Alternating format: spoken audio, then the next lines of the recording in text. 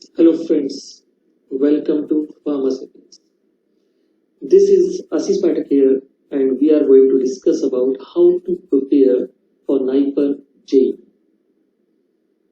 First of all, I want to congratulate you क्योंकि अगर आप नाइपर के प्रिपरेशन के बारे में सोच रहे हैं means either you are already GPAT qualified or you are fully confident about it. आपको लगता है कि हाँ बिल्कुल हम क्वालिफाई कर ही जाएंगे तो पहले से ही नाइपर के लिए आप तैयारी कर रहे हैं तो बहुत ही बढ़िया है, बहुत ही अच्छी सोच है ये।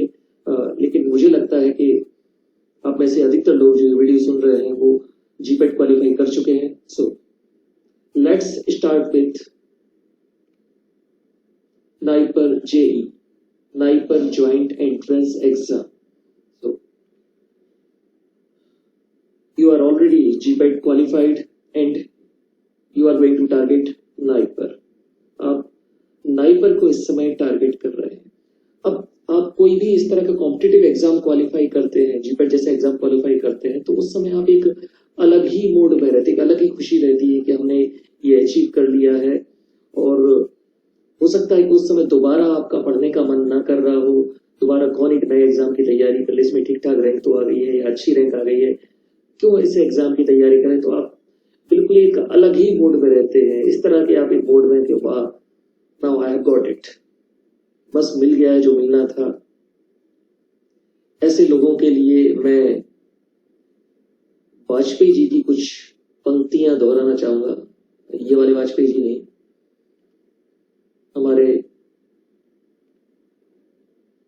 पूर्व प्रधानमंत्री श्री अटल बिहारी वाजपेयी जी की पंक्तियां कुछ अपने लिए दोहराना चाहूंगा। हम पड़ाव को समझे मंजिल, लक्ष्य हुआ आंखों से ओझल, वर्तमान के मोह जाल में आने वाला कल ना भुलाएं, आओ फिर से दिया जलाएं, आओ फिर से दिया जलाएं। तो ये जो दिया है ये फिर से आपको जलाना पड़ेगा, फिर से एक बार तैयारी स्टार्ट करनी पड़ेगी। बिल्कुल उस माइंडसेट से आप निकलिए कि हमने एक अच्छी रैंक के साथ जीपेट क्वालिफाई कर लिया है या जीपेट क्वालिफाई हो गया, आप क्या टेंशन लेने का। लेकिन आपको एक अपॉर्चुनिटी मिली है, उसका आपको फायदा उठाना चाहिए। तो मैं तो आपसे ये बोलूंगा कि चलो फिर से नाइपर का ये दिया जलाते हैं, आओ फिर से दिया जलाएं। Okay, so let's start with exam pattern. Exam pattern की बात करें तो 200 क्वेश्चन, 200 क्वेश्चंस आर देयर। और सबसे बड़ी बात है ये 200 क्वेश्चन आपको करने हैं विद इन 2 आवर्स। ये आपको 2 घंटे में 200 क्वेश्चन करने हैं। और ये जो मेन डिफरेंस है जो जीपेट एग्जाम और नाइपर एग्जाम को अलग बनाता है, ये मेन डिफरेंस है जो बिल्कुल अलग बना देता है जीपेट एग्जाम को किससे, नाइपर एग्जाम से। क्योंकि नाइपर एग्जाम में जहां आपको 2 hours, in 2 hours you have to complete 200 question, और वहां पे आपको जीपेट एग्जाम में 125 क्वेश्चन के लिए मिल रहे थे 3 आवर्स। 3 आवर्स आपको मिल रहे थे और यहाँ पर 2 आवर्स हैं आपके। तो ये मेन डिफरेंस है और ये माइंडसेट से आपको यहाँ पे चलना पड़ेगा। मीन्स इसमें इस एग्जाम के दौरान आपको ध्यान रखना पड़ेगा कि अगर आपको क्वेश्चन बन रहा है, थोड़ा सा डाउट है, तो भी आप उसको करें और आगे बढ़ें। आप ये ना सोचे कि दोबारा वो क्वेश्चन आपको देखने का टाइम मिलेगा, यू वॉन्ट गेट टाइम। तो आपको अगर बन रहा है तो करते चले, नहीं बन रहा है तो आगे छोड़ दें। बिल्कुल ये ना सोचे कि बाद में इसको हम देख पाएंगे, बाद में आपको देखने का टाइम नहीं मिलेगा। ओके, अब बात करते हैं सिलेबस की। कई बार आप में से कई लोग मुझे कॉल करके पूछते हैं, मैसेज करके पूछते हैं कि नाइपर का सिलेबस क्या है। तो नाइपर के सिलेबस के बारे में हम यहाँ पर बात करेंगे कि कोई भी ऑफिशियल सिलेबस नहीं है नाइपर का। There is no official syllabus of NIPER. कुछ एक पर्टिकुलर पैटर्न है, जो क्वेश्चन रिपीट होते हैं, जिस तरह से क्वेश्चन पूछे जाते हैं उसके अकॉर्डिंग हमने यहाँ पर ये डिजाइन किया है कि कौन से पार्ट पर आपको ज्यादा फोकस करना है, कौन से पार्ट की आपको बहुत अच्छी तरीके से तैयारी करनी है, जो जीपेट में आपकी रह गई थी या फिर जीपेट में आपने की थी तो कौन से पार्ट पे और आपको ज्यादा जोर देना पड़ेगा। तो उसके अकॉर्डिंग हमने यहाँ पे तैयार कर लिया। लेकिन ये ऑफिशियल सिलेबस नहीं है, ऑफिशियल सिलेबस आपको कहीं नहीं मिलेगा। ये तो एक पैटर्न है कि किस तरीके से आपको तैयारी करनी है, कौन से पार्ट पे आपको ज्यादा फोकस करना है। ओके, सो हमें कौन से पार्ट पे ज्यादा फोकस करना है? बायोफार्मास्यूटिक्स, केमिस्ट्री, ऑलरेडी आप लोग जीपेट में पढ़ चुके हैं इनको, लेकिन थोड़ा सा ज्यादा ध्यान देना पड़ेगा आपको। Biotechnology, pharmacology, pharmaceutical analysis, my favourite, pharmacognosy, forensic pharmacy. Forensic pharmacy कई लोगों को टेंशन हो जाती है, लेकिन टेंशन लेने की जरूरत है, बहुत सिंपल आता है इसमें। आगे बात करें बायोस्टैटिक्स, ये नया है, थोड़ा सा इस पे आपने जीपेट के दौरान नहीं पढ़ा होगा, यहाँ पे थोड़ा सा नया रहेगा आपके लिए, आपको पढ़ना पड़ेगा। इसमें बहुत ज्यादा डेप्थ में क्वेश्चन नहीं आते, क्वेश्चन बड़े सिंपल रहते हैं, अगर आपने थोड़ा सरफेस देख लिया तो पड़ेगा। एप्टीट्यूड रीजनिंग, ये भी बिल्कुल नया है, जीपेट के दौरान आपने इस पर ध्यान नहीं दिया होगा, तो इसकी आपको थोड़ा अलग से तैयारी करनी पड़ेगी, आगे हम इसके बारे में बात करेंगे। जर्नल स्टडी बिल्कुल सही है, और जनरल नॉलेज, कई लोगों को देख के जनरल नॉलेज, जीके का नाम सुन के टेंशन हो जाती है बचपन से ही, सर मैं तो जीके में कमजोर हूँ, क्या करें, ये यहाँ भी आ गया, oh my God why are you still here, हमेशा टेंशन हो जाती है जीके। तो मैं आपको ये बताना चाहूंगा, बहुत ही सिंपल यहाँ पर जीके पूछा जाता है नाइपर एग्जाम में। मीन्स वो पूछते हैं कि इंडिया का कैपिटल क्या है, क्या, नहीं इतना सिंपल भी नहीं आता है, हाँ थोड़ा सा ऐसा रहेगा जो आपको अलर्ट रहना पड़ेगा, ठीक है, कि किस तरह से क्वेश्चन बन सकते हैं, कैसे क्वेश्चन बन सकते हैं, वो भी हम आगे इसके बारे में डिटेल में डिस्कस करने वाले हैं, तो अभी बिल्कुल टेंशन लेने की जरूरत नहीं है। So let's start with organic chemistry. Named reaction, Rosenwood reaction, Woods reaction, Wood synthesis, जितने भी नेम्ड रिएक्शन है आपकी, स्पेशली अगर रीअरेंजमेंट वाले जो हैं उनको आपको बहुत अच्छे से याद रखना है, इनसे सीधे सीधे क्वेश्चन यहाँ पर पूछे जाते हैं। नेम्ड रिएक्शन, आईयूपीएससी नोमेनक्लेचर, कई लोग बचपन से इनसे डरते हैं, लेकिन आप लोग टीचर नहीं छुड़ा पाएंगे, एक बार फिर से आपको बेसिक आईयूपीएससी नोमेनक्लेचर आपको पता होना चाहिए। हाइब्रिडाइजेशन, एरोमेटिसिटी, अकल rule, SN1 SN2 E1 E2 reaction, already आप लोगों ने डिटेल में पढ़ा होगा जो आप जीपेट की तैयारी कर रहे होंगे। मार्कोनिकॉस रूल 11-12 से लेकर अभी तक ये पीछा नहीं छोड़ रहा है और आगे छोड़ेगा भी नहीं, अगर आप फील्ड में रहते हैं तो बहुत इंपॉर्टेंट है, यहाँ भी बहुत इंपॉर्टेंट है। ब्रेड रूल, ये थोड़ा सा नया है आपको, आप लोगों ने देखा होगा कि ब्रिज में जब किसी मॉलिक्यूल में जो ब्रिज से एक दूसरे से कार्बन जोड़ते हैं तो एक पर्टिकुलर रूल को वहां पर फॉलो करना पड़ता है, that is Bredt rule.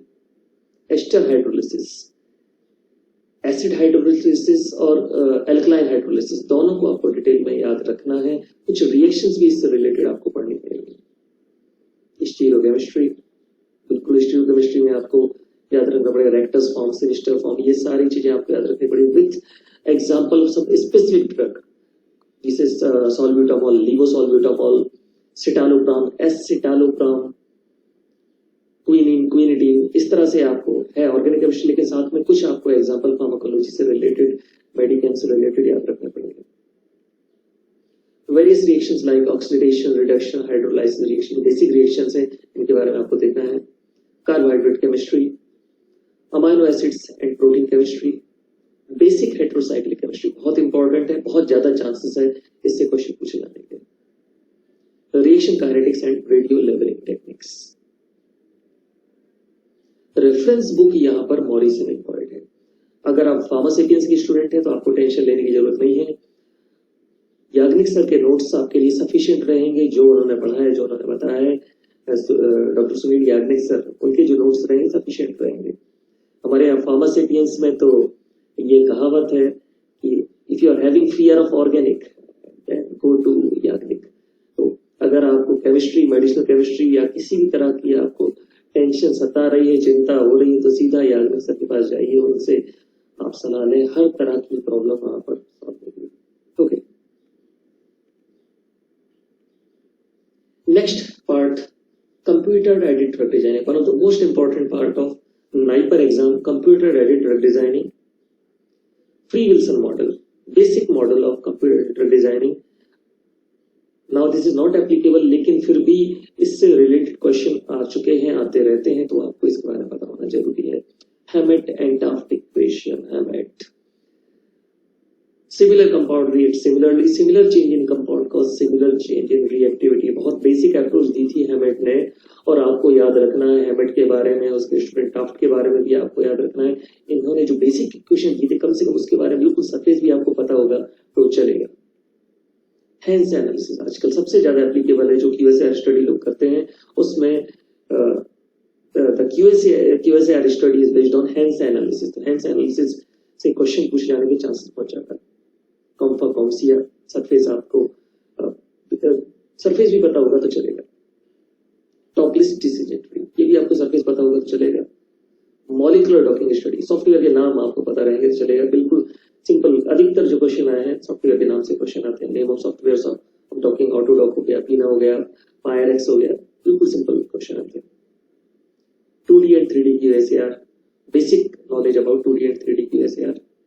Lipinski rule of 5, ये इंपॉर्टेंट है, बहुत ज्यादा इंपॉर्टेंट है। आप इसको मार्क कर लें, अपने दिमाग में रखें, क्योंकि इससे क्वेश्चन पूछे जाने की प्रोबेबिलिटी बहुत ज्यादा है। Lipinski rule of 5। ड्रग लाइकलीनेस भी इसको हम बोलते हैं। Pre admit study, online tool कुछ अवेलेबल है प्री एडमिट स्टडी के लिए। उन टूल्स के नाम भी आपको याद रखने होंगे, क्योंकि कई बार उससे रिलेटेड भी क्वेश्चन आ जाते हैं। Name of drug designing software, name of drug designing software, जैसे हमने पहले भी बात की, तो name of drug designing software, इनसे रिलेटेड क्वेश्चन बहुत ज्यादा आते हैं। इनसे क्वेश्चन पूछे जाने की प्रोबेबिलिटी बहुत ज्यादा रहती है।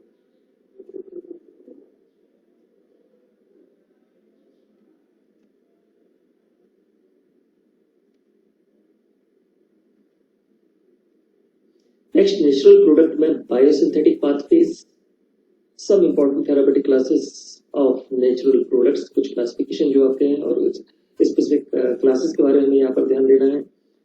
स्टैंडर्डाइजेशन नेचुरल प्रोडक्ट बहुत इंपॉर्टेंट पार्ट है ये। Difference between natural product and pharmacognosy, reference book रहेगी आपकी ट्रीजेंट इवांस को काट के अलावा। नेक्स्ट पार्ट आता है आपका pharmacology and toxicology.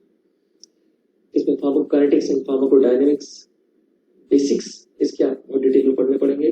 Study of drug receptor interaction detail में ये भी आपको देखना पड़ेगा। जीपेट में हम लोग थोड़ा सरफेस पे पढ़ के इसको निकाल देते हैं, लेकिन यहाँ पर आपके लिए इंपॉर्टेंट है, एक बार आपको डिटेल में देखना पड़ेगा।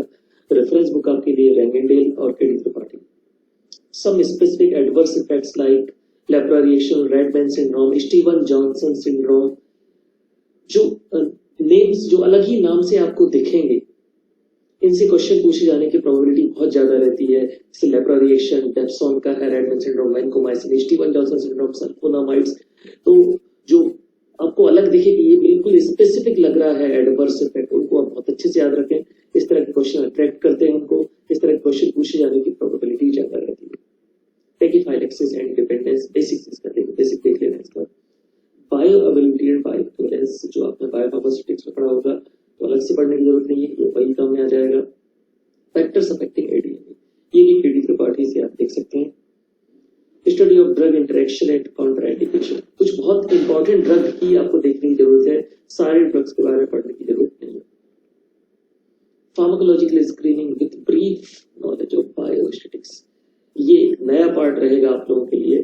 तो खासकर इसमें इस तरह से क्वेश्चन ज्यादा पूछे जाते हैं कि इस तरह के मॉडल में, प्री क्लिनिकल स्टडी में कौन सा मॉडल यूज किया जाता है, कौन सा एनिमल यूज किया जाता है कौन से मॉडल में, ये आप बहुत अच्छे तरीके से याद रखे हैं। वहां पे अगर कोई स्पेसिफिक स्टैंडर्ड ड्रग यूज किया जा रहा है तो वो भी नाम आपको याद रखना जरूरी है। तो एक आप चाहें तो एक अलग से आप लिस्ट तैयार कर लें कि इस मॉडल में ये एनिमल या ये स्पेसिफिक ड्रग, स्टैंडर्ड ड्रग हम यूज करने वाले हैं।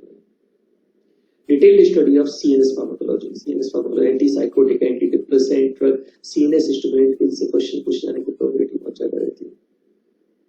इसके अलावा ओपियोइड्स की बात करें तो ओपियोइड्स से भी क्वेश्चन काफी पूछे जाते हैं। तो CNS स्टिमुलेंट की हमने बात की, ओपियोइड्स की बात की, एंटी डिप्रेसेंट, एंटीसाइकोटिक्स की बात की, इनसे क्वेश्चन पूछे जाने की प्रोबेबिलिटी काफी है।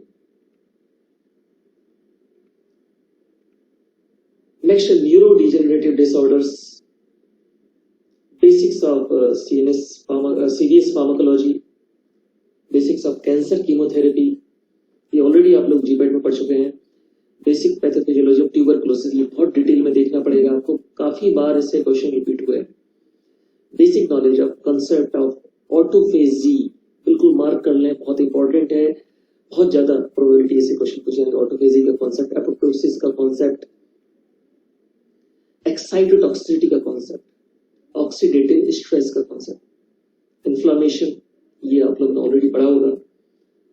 रेफरेंस बुक्स जैसे मैंने आपको बताया, रेंगेडेल बहुत इंपॉर्टेंट है क्वेश्चन पूछे जाने के, मतलब अलग अलग पार्ट से जो बीच में उसमें ब्लॉक जो दिए गए हैं, छोटे छोटे ब्लॉक्स में जो समझाया है वहां से क्वेश्चन सीधे उठा के पूछ ले जाते हैं। स्क्रीनिंग मेथड के लिए आप टर्नर यूज कर सकते हैं। सिंपल भी, अगर आपके पास कोई सिंपल हैंड बुक है फार्माकोलॉजी के लिए स्क्रीनिंग मेथड के लिए, तो वो भी आप देख सकते हैं। टर्नर एक अच्छी बुक रहेगी। Pharma technology and drug development, drug delivery system, osmotic pumps, various release pattern, factor affecting control release, different carrier used in DDS, concept of prodrug, ये बहुत इंपॉर्टेंट है। प्रोड्रग कॉन्सेप्ट, इससे काफी बार उन्होंने क्वेश्चन पूछे हैं। TDS प्रिंसिपल हो गया इसका, किस तरह के एब्जॉर्प्शन एंड आंसर यहाँ पर यूज किया जाता है, उनको एवेल्युएट हम कैसे करेंगे। प्री फॉर्मुलेशन स्टडी डिटेल में आप लोगों ने पहले भी पढ़ी होगी, थोड़ा सा एक बार आप इसको दोबारा देख लेंगे। कंपार्टमेंट मॉडलिंग, कंपार्टमेंट मॉडलिंग का नाम सुनते हैं, अगर आप फार्मेसी के स्टूडेंट हैं तो आपको दिक्कत नहीं होगी। हमारे जो एक्सपर्ट हैं, जो हमारे टीचर हैं, जो हमारे डायरेक्टर हैं, मतलब डायरेक्टर डॉक्टर अंकित मिश्रा सर, वो स्पेशलिस्ट हैं, तो आपको दिक्कत नहीं है पूछने को। और भी हमारे जो टीम मेंटर्स हैं, जो हमारे नवीन गुप्ता सर हैं, भूपेंद्र गौतम सर हैं, आप उनसे भी हेल्प ले सकते हैं। आप लोग वेबसाइट पे जाके भी नंबर लेके, आप पर्टिकुलर फोन करके, मेल करके भी, आप अगर फार्मेसी के स्टूडेंट नहीं है तो भी आप हमसे वहां पर हेल्प ले सकते हैं। कोशिश करेंगे जो भी हम आपको अपनी तरफ से गाइड कर सकते हैं। Bioavailability and bioequivalence, packaging, special emphasis on material, material के ऊपर आपको ज्यादा ध्यान देना पड़ेगा, कौन सा पैकेजिंग मटेरियल आप वहां पर यूज करते हैं। रेफरेंस बुक्स यहाँ पर Prabhakar, Lackman, Alfred Martin, Remington's Pharmaceutical Science, Parenteral Gray, especially Modern Pharmaceutics by Banker and Robinson। तो ये कुछ रेफरेंस बुक हैं जो आपको, आप लोगों ने ऑलरेडी पढ़ी होगी, जो नहीं देखी है आपने, थोड़ा सा आप ये एक बार रीडिंग ले लेंगे उसकी। फार्मास्यूटिकल एनालिसिस, फार्मास्यूटिकल एनालिसिस एक ऐसा पार्ट है जिससे क्वेश्चन पूछे जाने की प्रोबेबिलिटी बहुत ज्यादा रहती है। काफी ज्यादा ऐसे क्वेश्चन आते हैं और काफी डिटेल में क्वेश्चन आते हैं। जीपेट में कई बार हम इतना डिटेल में नहीं पढ़ते हैं, लेकिन यहाँ पर आपको एनालिसिस डिटेल में पढ़ना ही पड़ेगा। यूवी विजिबल स्पेक्ट्रोस्कोपी का basic energy level diagram, energy level diagram से क्वेश्चन यहाँ पर पूछे जाते हैं। जो नॉमेनक्लेचर वहाँ पे, Kasha nomenclature, averative nomenclature, Hulekin nomenclature, plot nomenclature, तो वहां से क्वेश्चन पूछे जाते हैं। सिलेक्शन रूल, कौन सा ट्रांजिशन पॉसिबल है, कौन सा ट्रांजिशन पॉसिबल है। जैसे आप लोगों ने फॉरबिडन ट्रांजिशन का नाम सुना होगा, तो फॉरबिडन को हम बोलते हैं सिमेट्री फॉरबिडन। तो सिमेट्री फॉरबिडन एक बड़ा कॉमन एग्जांपल आप लोगों ने सुना होगा, जो आप लोगों ने पढ़ा भी होगा उसके बारे में। तो बहुत सारे ऐसे रूल होते हैं, लैपोर्ट हो गया, सिमेट्री सिलेक्शन रूल हो गया, काफी सिलेक्शन रूल है, इनकी डिटेल में आपको स्टडी करनी पड़ेगी, क्योंकि ये ऐसा पार्ट है जो जीपेट में हम छोड़ देते हैं। फिशर एंड को रूल, तो वुडवर्ड फिशर रूल आप लोगों ने पढ़े होंगे, स्कॉट रूल आपने पढ़ा होगा जीपेट के दौरान। उसके अलावा जो स्पेशल आपको यहाँ पर देखना है, जो अलग है, जो एडवांस है, जो थोड़ा सा आपने जीपेट के दौरान नहीं पढ़ा होगा, वो आपको यहाँ पढ़ना पड़ेगा। फिशर एंड को rule, advancement of universal spectroscopy, IR spectroscopy, factors affecting vibrational frequencies, FTIR, ATR, और जो दूसरा एडवांसमेंट है NMR स्पेक्ट्रोस्कोपी। बेसिक्स NMR के बेसिक प्रिंसिपल से काफी बार क्वेश्चन आया है। फैक्टर्स अफेक्टिंग केमिकल से, वो बिल्कुल फेवरेट है उनका, factors affecting chemical shift. Pascal triangle, coupling और डीकपलिंग, दोनों से क्वेश्चन पूछे जाते हैं। डीकपलिंग टेक्निक से वो लोग क्वेश्चन पूछते हैं, जे वैल्यू से क्वेश्चन पूछते हैं। मैजिक एंगल, जिसको बोला जाता है मैजिक एंगल सैंपल स्पिनिंग, से काफी बार क्वेश्चन। कार्पस रिलेशनशिप मार्क कर लो, कई बार रिपीट हुए क्वेश्चन। न्यूक्लियर ओवरऑजर इफेक्ट, जिसको हम नोजी बोलते हैं, न्यूक्लियर ओवरऑजर इफेक्ट स्पेक्ट्रोस्कोपी बहुत ज्यादा इंपॉर्टेंट है। Stereospecific relationship in NMR।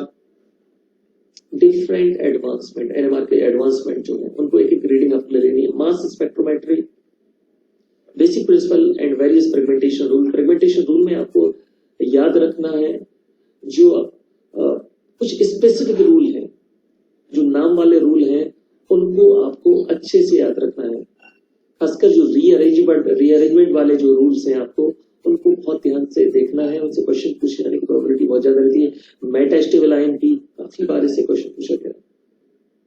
जैसे मैं आपको बात ही कर रहा था रियरिंग वाले मैक लेपर्ड रियरिंग में ट्रोपाइलियम आयंस के बारे में आपको देखना है। ट्रोपाइलियम आयंस का फॉर्मेशन जो होता है मेटास्टेबल आयन के बारे में बात कर ही रहे थे। सिंस जो एडवांसमेंट में आता है chemical ionisation, mass spectrometry, FAB, MALDI, माल्डीटॉफ,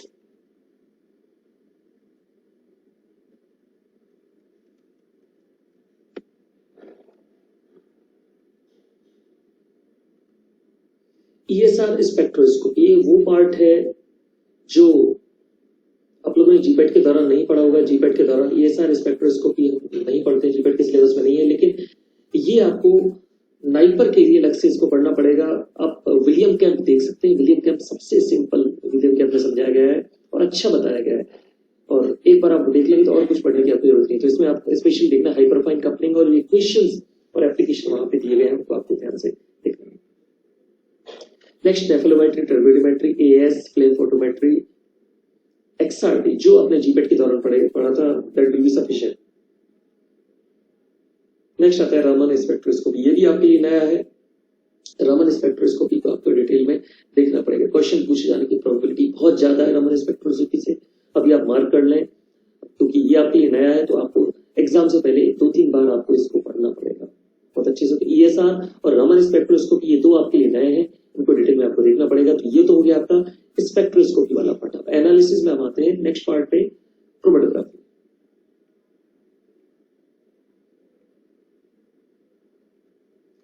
basics with equation, शुरुआत में जो इक्वेशन बताए जाते हैं, एचटीपी का इक्वेशन है, नंबर ऑफ थ्योरेटिकल प्लेट्स वाला जो इक्वेशन है, रेजोल्यूशन वाले इक्वेशन है, इनको आपको बहुत अच्छे से याद रखना है। सीधे सीधे इक्वेशन से क्वेश्चन पूछे जाते हैं या उससे रिलेटेड वो वहां पर आपसे छोटा सा न्यूमेरिकल पूछ लेते हैं, नंबर ऑफ थ्योरेटिकल प्लेट्स कैसे निकालेंगे। रहता न्यूमेरिकल बड़ा सिंपल, बहुत सिंपल न्यूमेरिकल रहता है। अगर आपने थोड़ा सा भी इक्वेशन आपको याद होगा तो आप तुरंत उसमें पुट करके आंसर आप निकाल लेंगे। ठीक है, numerical based on equations. Column chromatography आप लोगों ने जीपेट में पढ़ी होगी, that will be sufficient. Flash chromatography ये आपके लिए नया है, थोड़ा सा आपको देखना पड़ेगा। कई आपको वीडियोस मिल जाएंगी यूट्यूब में जहां बिल्कुल सिंपल फ्लैश क्रोमेटोग्राफी के बारे में बताया है। एचपीएलसी, जीसी, एचपीटीएलसी जो आपने जीपेट के दौरान पढ़ा था, that will be more than sufficient. Ion exchange chromatography, affinity chromatography, size exclusion chromatography, hydrophobic interaction chromatography, HIC आपके लिए हो सकता है नहीं हो, तो इसको आपको देखना पड़ेगा। बाकी बहुत सिंपल है और क्वेश्चन पूछे जाने की प्रोबेबिलिटी भी ज्यादा है, क्योंकि ये वो पार्ट है जो आपके जीपेट के सिलेबस में नहीं है। Ion exchange, affinity, size exclusion, HIC, यहाँ पर आपको डिटेल में पढ़ना पड़ेगा। Ultra performance, ultra pressure liquid chromatography, UPLC जो एचपीएलसी का एडवांसमेंट, थोड़ा सा आपको इसके बारे में सरफेस देख लेना है, बाकी सिमिलर है एचपीएलसी जैसा ही है। एचपीसीपीसी ये डिटेल में पढ़ना पड़ेगा। High performance centrifugal partition chromatography, super critical fluid chromatography. तो एचपीसीपीसी और एसएफसी ये भी आपके लिए नए रहेंगे, इनको भी डिटेल में आपको देखना पड़ेगा। अगर आपके पास होमो सेपियंस का मटेरियल है एनालिसिस वाला, तो ये सब आपको उसमें आसानी से मिल जाएंगे। इलेक्ट्रोफोरेसिस बेसिक आप देख लें इलेक्ट्रोफोरेसिस के बारे में, सरफेस भी देख लेंगे तो चलेगा। हाई फिनिटी टेक्निक, एलसीएमएस, जीसीएमएस, दो टेक्निक जो कंबाइंड टेक्निक है, इनसे क्वेश्चन पूछे जाने की प्रोबेबिलिटी रहती है। खासकर कुछ स्पेसिफिक डिवाइस आप अगर आप यूज कर रहे हैं या उनसे रिलेटेड, जब उनको कंबाइन करते हैं तो कंबाइन करने के दौरान क्या क्या प्रॉब्लम होती है, कॉम्बिनेशन करने के दौरान क्या क्या प्रॉब्लम होती है, वहां से क्वेश्चन पूछने की प्रोबेबिलिटी है। नेक्स्ट टाइट्रीमेट्री और उससे जो रिलेटेड टेक्निक्स हैं, neutralisation reaction, redox reaction, complexometric titration, precipitation titration, potentiometry और conductometry, gravimetry, polarography, amperometry and coulometry. ये बहुत इंपॉर्टेंट है, पोलरोग्राफी, एम्परोमेट्री, कोलोमेट्री मार्क कर लो।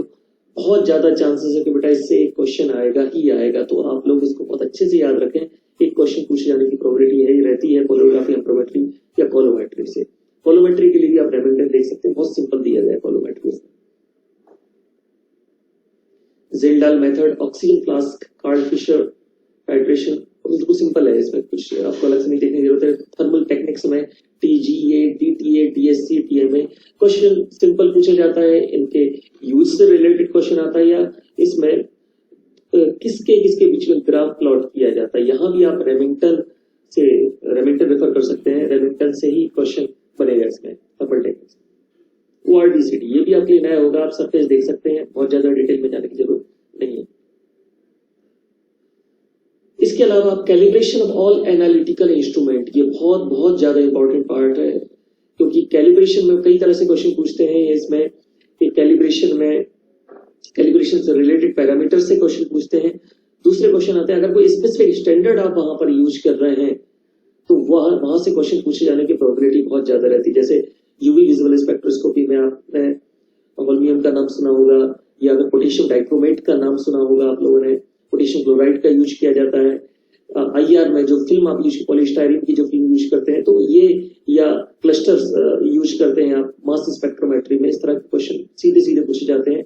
तो बिल्कुल अभी से आप इसको नोट कर लें अलग से और इसकी तैयार करना स्टार्ट कर दें, क्योंकि आप ये मान के चलें 1 या 2 क्वेश्चन इससे आते हैं। अगर एनालिसिस से क्वेश्चन आ रहा है, एक बड़ा पोर्शन एनालिसिस से आ रहा है, तो कैलिब्रेशन से क्वेश्चन पूछते ही। क्वालिटी कंट्रोल पैरामीटर, रोबस्टनेस हो गया, रगनेस हो गया, रेंज हो गया, लीनियरिटी हो गया, ये बिल्कुल सिंपल क्वेश्चन है, इससे पूछे जाते हैं। इनके डेफिनेशन से सीधे सीधे क्वेश्चन आते हैं। QA और QC की बिल्कुल बेसिक सरफेस नॉलेज, बिल्कुल आप एक सरफेस ऊपर से आप पढ़ के भी चले जाएंगे तो बन जाएगा। स्टेबिलिटी टेस्टिंग, तो जो आपने दूसरे सब्जेक्ट में भी पढ़ा होगा वो आपको यहाँ भी काम आएगा।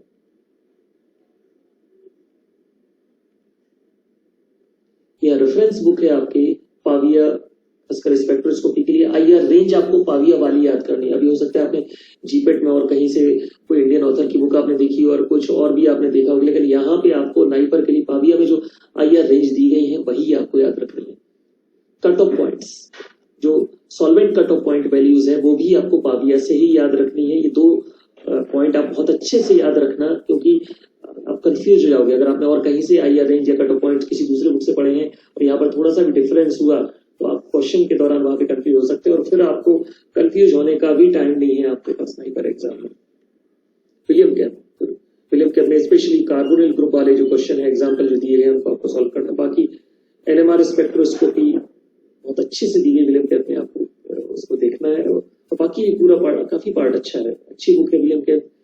अगर आपने पाविया नहीं पढ़ी है, विलियम कैप पढ़ी है तो भी सफिशिएंट, लेकिन कुछ पार्ट आपको पाविया में देखने पड़ेंगे जो मैंने ऊपर मेंशन किए। सिल्वरस्टीन मास स्पेक्ट्रोमेट्री के लिए स्पेशली आपको Silverstein Remington pharmaceutical science for chromatography, और मैं तो आपसे बोलूंगा थर्मल टेक्निक भी बहुत अच्छी दी गई है रेमिंगटन फार्मास्यूटिकल साइंस में। विलार्ड ये आप देख सकते हैं अगर आपको बहुत डिटेल में देखना हो, और एनालिसिस बुकलेट फॉर्मा सीक्वेंस वाली अगर आपके पास है तो आपकी 90% प्रॉब्लम सॉल्व हो जाएगी, केवल आपको पढ़ेंगे और बहुत सारा पार्ट आपका यहाँ उसमें कवर हो जाएगा। ESR, XRD, quality control parameter, HPCPC, SFC, SEC और थर्मल मेथड। अगर आप रेमिंगटन या दूसरी बुक्स आप नहीं देखना चाहते तो बुकलेट में जो दिया गया उतना आप अगर पढ़ लेंगे तो that will be sufficient. Biotechnology, basics of biotechnology, genetic engineering काफी इंपॉर्टेंट है, क्वेश्चन पूछे जाते हैं जिसमें gene expression, mutation, replication, transcription, translation, recombination, bacteriophages, methods and application of gene therapy, cloning technique बहुत इंपॉर्टेंट है। क्लोनिंग टेक्निक आप अगर पेपर पुराने देखेंगे, क्वेश्चन देखेंगे तो काफी बार इससे क्वेश्चन आए। Methods of isolation nucleic acid, enzyme cloning like restriction endonuclease, DNA ligase, DNA gyrase, polymerase, function of these enzyme इनकी डिटेल थोड़ी सी देखनी पड़ेगी आपको। पैलिंड्रोम्स, फर्मेंटेशन टेक्निक्स, फर्मेंटर्स के बारे में, फर्मेंटेशन प्रोसेस के बारे में, कंडीशन रेगुलेशन के बारे में आपको देखना पड़ेगा। बायो प्रोसेसर्स सरफेस आप देखेंगे तो चलेगा। Various enzyme involve in fermentation बहुत इंपॉर्टेंट है। दूसरे इसके अलावा जो monoclonal antibody, insulin, interferons, enkephalins, angiotensin analogues, VIP and other peptides.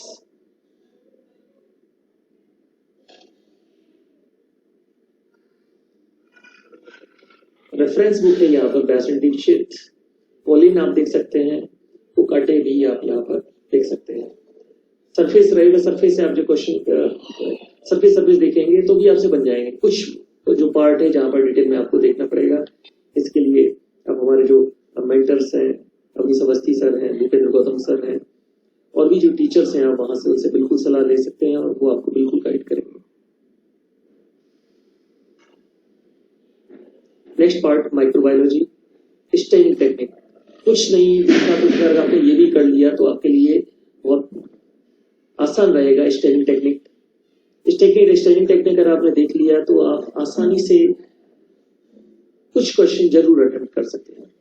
बहुत ज्यादा इंपॉर्टेंट है जीपेट के पॉइंट ऑफ व्यू से। आपने जीपेट के एग्जाम में भी देखा होगा, काफी क्वेश्चन आते हैं और यहाँ पर भी क्वेश्चन आते हैं।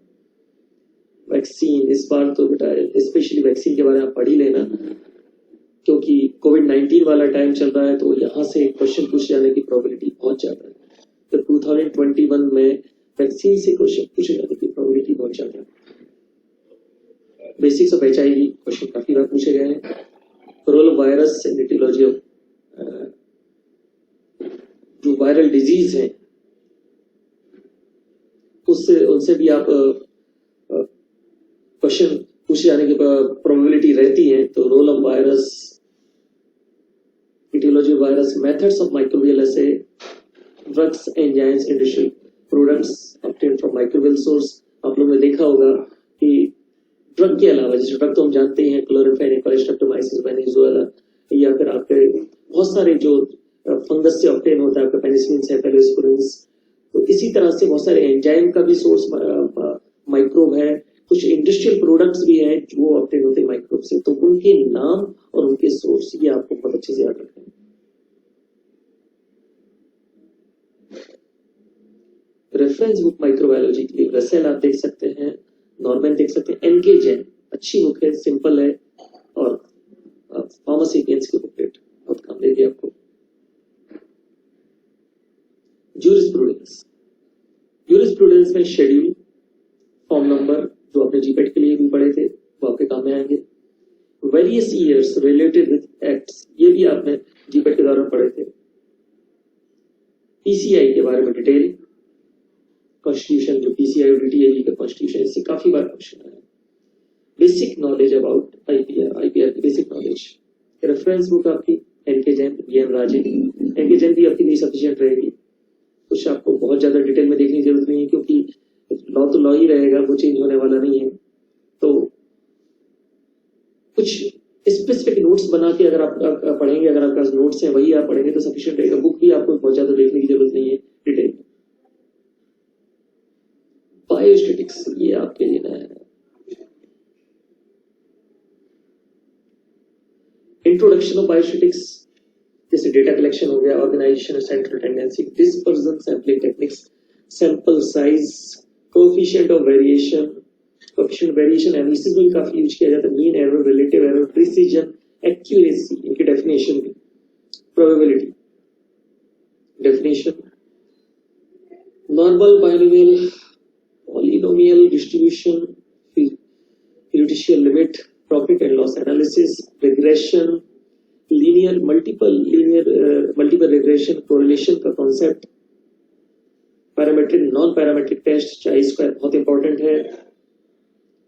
गुडनेस ऑफ फिट मार्क कर लें, बहुत ज्यादा चांसेस है, अगर इससे क्वेश्चन आए तो यहाँ से क्वेश्चन आने के चांसेस है। Experimental design, factorial design, Latin square design, cross over and parallel design. Basics of ANOVA, इसको भी बिल्कुल मार्क करना है। 1 बाय एनोवा, 2 बाय एनोवा, इससे क्वेश्चन पूछ जाने की प्रोबेबिलिटी बहुत ज्यादा रहती है। जनरल स्टडी की बात करें तो इंग्लिश, बचपन से जो लोग डरते हैं इंग्लिश के नाम से, अरे यहाँ इंग्लिश आ गई, जिनकी इंग्लिश अच्छी है पहले से उन्हें कोई दिक्कत नहीं है, लेकिन कुछ लोग जो है इंग्लिश का नाम से खौफ खाते हैं, खासकर जो छोटी जगह से हैं, गांव से हैं, छोटे कस्बे में बिलोंग करते हैं जैसा कि मैं हूँ, तो कहीं ना कहीं back of the mind English का नाम सबसे टेंशन रहती है। यहाँ आपको टेंशन लेने की जरूरत नहीं, बिल्कुल सिंपल सिनोनिम्स पूछ जाएंगे, एंटोनिम्स, आपको फ्रेजेस जो रहते हैं वो बहुत सिंपल फ्रेजेस पूछ जाते हैं। IQ test, series, simple numerical, जो बहुत सिंपल न्यूमेरिकल रहते हैं, सीरीज से रिलेटेड क्वेश्चन रहते हैं, और अगर आप एक बार भी वहां पर सॉल्व कर लेंगे तो आपसे बनने लगेगा। प्रॉब्लम्स रिलेटेड विद शेप, बचपन में शायद आप लोगों ने पढ़े होंगे, शेप से रिलेटेड रहता है कि इस सीरीज में अगला शेप कौन सा आएगा, इसके बाद ये, या इसमें कौन सा शेप मिसिंग है, इस तरह से क्वेश्चन पूछे जाते हैं। ये आपके लिए याद रखना बहुत आसान पड़ेगा। जीके, जीके मैंने आपसे बोला था कि बहुत सिंपल जीके, तो यहाँ पर आपको जीके में ओरिजिन ऑफ कोरोना, क्योंकि कोरोना का टाइम जहाँ चल रहा है वही मैं 2021 के लोगों के लिए बात कर रहा हूँ, क्वेश्चन पूछ जाने के चांसेस बहुत ज्यादा है। स्पोर्ट में बिल्कुल करंट इन्फॉर्मेशन, करंट अफेयर से क्वेश्चन आते हैं। स्पोर्ट में कई अभी 2-3 साल पहले तो उन्होंने क्वेश्चन पूछ लिया था आईपीएल किसने जीता है, तो आप इस तरह का थोड़ा सा नॉलेज रखें कि या कुछ पोस्टपोन किया गया हो, कोई गेम होने वाला हो पोस्टपोन किया गया हो, उससे भी यहाँ पर क्वेश्चन बनते हैं, तो वो आपको याद रखना है। बहुत सिंपल रहता है, थोड़ा सा आपको अवेयर रहना है। मेडिसिन की फील्ड में कुछ नया हो रहा हो कि किसने अभी जो वैक्सीन है आपकी, कौन सी कंपनी ने वैक्सीन बनाई है, प्रोडक्शन कौन सबसे ज्यादा कर रहा है, इससे रिलेटेड कोई इवेंट्स है, फार्मेसी से रिलेटेड कोई इवेंट्स है, वो आपको याद रखना है। कुछ अलग से स्टैच्यू ऑफ यूनिटी के बारे में कई बार ऐसे क्वेश्चन आए हुए हैं। नेम वेरियस सीएसआईआर लैब्स, ये तो बिल्कुल उनका पेटेंट क्वेश्चन है। इस तरह से कहाँ सीएसआईआर लैब है, उनकी लोकेशन क्या है। नोबेल प्राइज विनर्स, इसमें स्पेशली आपको याद रखना है जो मेडिसिन से रिलेटेड नोबेल प्राइज विनर है उनके नाम आपको याद रखना है। फेमस साइंटिस्ट के नाम जैसे father of modern pharmacology, father of modern anaesthesia, penicillin की खोज किसने की थी, Alexander Fleming, Chain Florey, Domagk, Waksman, Louis Pasteur, Henry Dale, इस तरह के नाम जो है आपको याद रखें। इसके अलावा कुछ अलग भी आप देख सकते हैं, निकोला टेस्ला हो गया, स्टीफन हॉकिंग हो गया, इनके बारे में आपको थोड़ा सा।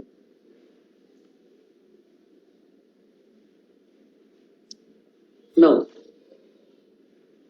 We will talk about thrust areas of NIPER. एक ऐसा पार्ट जहां पर हम डिस्कस करेंगे कि नाइपर में कुछ ऐसे पार्ट है जहां से क्वेश्चन पूछे ही जाते हैं, जैसे माइक्रोबियल और वायरल डिजीज के क्वेश्चन आने की प्रोबेबिलिटी बहुत ज्यादा रहती है। Parasitic and tropical disease, malaria हो गया, लेशमैनियासिस हो गया, एमोबियासिस हो गया, इनसे क्वेश्चन पूछे जाने की प्रोबेबिलिटी बहुत ज्यादा रहती है। मेटाबॉलिक डिसऑर्डर जैसे डायबिटीज हुआ, स्ट्रोक्स के बारे में थोड़ा सा डिटेल में पढ़ के रखें। Peptide and carbohydrate chemistry, genomics, proteomics, hormonal disorder, ERH related disease, tuberculosis बहुत ज्यादा इंपॉर्टेंट, बहुत ज्यादा बार क्वेश्चन पूछे गए हैं, तो पूरा डिटेल में आपको ये पढ़ना है। कैंसर एटियोलॉजी, कैंसर एटियोलॉजी के बारे में काफी जो थ्योरीज वहां पर हैं उनकी डिटेल आपको पढ़नी है। काफी सारी थ्योरीज आपको वहां पर मिल जाएंगी, बेसिक थ्योरीज, क्योंकि थ्योरीज पे काम चल रहा है, अभी तक एग्जैक्ट क्लियर तो है नहीं कैंसर का कॉज, तो थ्योरीज को आपको याद रखना। तब फ्रिक्वेंटली आस्क्ड क्वेश्चन, जो बार बार रिपीट हुए हैं क्वेश्चन नाइपर में, एक तो रामचंद्रन प्लॉट, ये आपने सुना ही होगा, Hans plot, structure of protein, बहुत बार क्वेश्चन आए थे। Name of drug designing software, जैसा मैंने ऑलरेडी मेंशन किया है। Molecular mechanics, molecular dynamics, QSAR, Hammett equation, Hans analysis, prevision model, prevision model हो गया, डॉकिंग स्टडी हो गया, pre admit tools, Lipinski rule of 5, जिसको हम ड्रग लाइकेनेस भी बोलते हैं, as I have already mentioned. Named organic chemistry creation. Okay, तो ये वो पार्ट है जिसके बारे में हमने अभी यहाँ पर बात की। अब हम एक अलग पार्ट के बारे में बात करते हैं। कई लोगों का सपना रहता है नाइपर से फार्मा MBA करना, तो नाइपर MBA प्रोग्राम की हम यहाँ पर बात करेंगे, उसमें कैसे आपको एंट्री मिलेगी, क्योंकि कई लोग, हर किसी को पता है कि पैकेज बहुत अच्छा जाता है वहां पे जब आप वहां से फार्मा MBA करते हैं। कई लोग का स्पेशली इंटरेस्ट रहता है MBA में, तो उनके लिए बहुत बढ़िया जगह है। तो उसकी तैयारी आप कैसे करें, तो फिलहाल आपको याद रखना है, it's 85% your NIPER score and 15% your GD and group discuss की तैयारी करें, पर्सनल इंटरव्यू की तैयारी करें, एक्सपर्ट से आप मिलें, या आप चाहें तो फार्मेसी टीम के जो एक्सपर्ट हैं आप उनसे बात कर सकते हैं। अगर आप फार्मेसी के स्टूडेंट नहीं है तो आप मेल करके भी उनसे गाइडेंस ले सकते हैं। और एक सरफेस नॉलेज आपको रखनी है, आपको बहुत एक्सपर्ट होने की जरूरत नहीं है, सरफेस नॉलेज रखनी है प्राइवेट फंड, बैंक अकाउंट के बारे में, public account, credit and debit, mutual fund, number of members in public, private and government, cooperative and join sector. तो इस तरीके से आप नाइपर एमबीए में अगर आप चाहते हैं तो जो आपने नाइपर के लिए तैयारी की है, जीपीटी के लिए तैयारी, उसके अलावा थोड़ा सा ये एक्स्ट्रा आपको देखना पड़ेगा अगर आप इंटरेस्टेड है फार्मा एमबीए में एडमिशन के लिए। आप में से कई लोग जो तैयारी कर रहे हैं और जिनकी जीपैट में रैंक पीछे आई है, तो जब भी आप लोग तैयारी करने बैठते हैं, प्रिपरेशन के लिए बैठते हैं और जिन लोगों की जीपैट में पीछे रैंक है, उनकी एक्सपेक्टेशन से काफी पीछे जिनकी रैंक आई है, तो बार बार बैक ऑफ द माइंड वो टेंशन चलती है कि इतनी मेहनत के बाद अगर वहां अच्छी रैंक नहीं आई तो यहाँ कैसे आएगी, या मन आपका बार बार नेगेटिव थॉट्स सामने लाता है। तो मैं केवल आप लोगों से यही बोलूंगा कि हमारा माइंड अगर नेगेटिव थॉट्स हमारे सामने ला रहा है, तो माइंड क्या कर रहा है ये इंपॉर्टेंट नहीं, हम उसको रिस्पॉन्ड कैसा कर रहे हैं ये इंपॉर्टेंट, हम उससे क्या बोल रहे हैं ये इंपॉर्टेंट। मैं तो आप लोगों से यही बोलूंगा, you have got this opportunity for a reason. ऐसा नहीं है कि ये अपॉर्चुनिटी सबको मिलती है, आपको एक अपॉर्चुनिटी मिली है दोबारा अपने आप को प्रूव करने। नाइपर एक ऐसा एग्जाम है कि इसमें आपकी जीपैट रैंक नहीं देखी जाएगी कितनी पीछे जीपैट रैंक है। अगर आप यहाँ पर फिर से एक बार शुरू करते हैं, जीरो से एक बार शुरू करते हैं, तो फिर से आप टॉप 100 में, टॉप 50 में, इवन टॉप 10 में भी आ सकते हैं। तो आपको एक अवसर मिला है, एक अपॉर्चुनिटी मिली है अपने आप को दोबारा प्रूव करने की, और इसको हाथ से ना जाए। कई लोग बिल्कुल रिलैक्स हो जाते हैं कि चलो जो मिल जाएगा मिल जाएगा। ऐसा बिल्कुल ना करें। ये आपको एक मौका मिला है अपने आप को बेहतर करने, अपने आप को बेहतर करने का, अपने आप को प्रूव करने का। ये आपको मौका मिला है, किसी दूसरे के लिए प्रूव नहीं करना, आपको अपनी नजरों में अपने आप को प्रूव। जब भी आपको लगे पता नहीं मैं कर पाऊंगा कि नहीं कर पाऊंगा, मैं कर सकता हूँ नहीं कर सकता हूँ, तो मुझे ऐसी सिचुएशन की कहानियां याद आ जाती है, जो काफी समय पहले मैंने पढ़ी थी, हो सकता है आप लोगों ने सुनी भी हो। कि एक टीचर था, उससे पता चला कि वो जिस स्टूडेंट को पढ़ाता था वो भी एक टीचर बन चुका है। तो टीचर को बड़ी खुशी होती है कि जब आपके स्टूडेंट कुछ बहुत अच्छा करते हैं, और उसने अपने स्टूडेंट की बहुत तारीफ सुनी थी कि यार वो टीचर बन गया, बहुत अच्छा कर रहा है। उसने बोला कि मैं अपने स्टूडेंट को सरप्राइज दूंगा, और उसको बिना बताए उस कॉलेज में पहुंचा जहां पर वो टीचर क्लास ले रहा था। वो क्लास में बाहर की तरफ एक तरफ खड़ा हो गया। उसने देखा